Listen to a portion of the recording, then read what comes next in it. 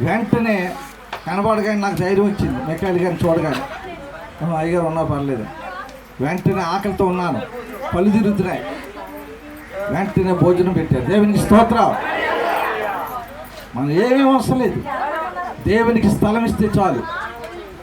ఆకలి దప్పులు ఉన్న వారికి ఆహారం పెడితే చాలు.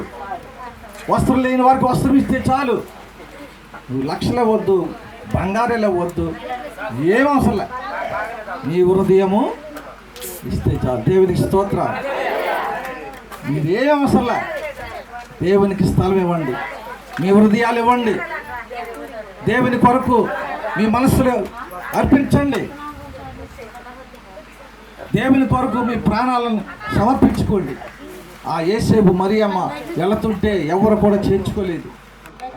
ఆమె ప్రసవేదన పడుతుంది, దుఃఖిస్తుంది, చింతిస్తుంది, చీకటిలో ఎంతో బాధపడుతుంది ఆ మరియమ్మ గారు. అయితే ఆ టైంలో ఏమైంది పరిస్థితి? పశువుల తొట్టిలో దేవుని స్తోత్రం. హల్లెలూయా.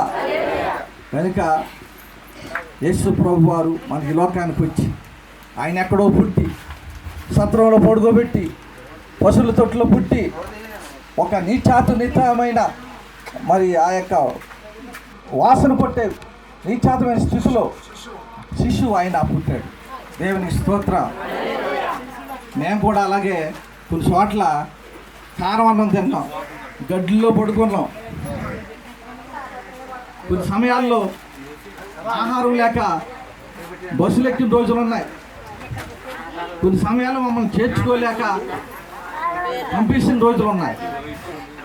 కానీ మమ్మల్ని ఎవరైతే చేర్చుకున్నారో వారు ఉన్నతమైన స్థితిలోకి వెళ్ళారు. దేవునికి స్తోత్రం. వారు చాలా అభివృద్ధిలోకి వెళ్ళిపోయారు.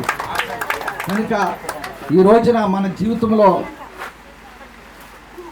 దేవుని సేవకులను చేర్చుకుంటాం, వారికి మంచిగా సహాయం చేయటం, వారిని ప్రేమించడం అనేది ఉంటే మీ కుటుంబాల్లో దేవుడు గొప్పగా కార్యాలు చేస్తాడు. దేవుని స్తోత్రం.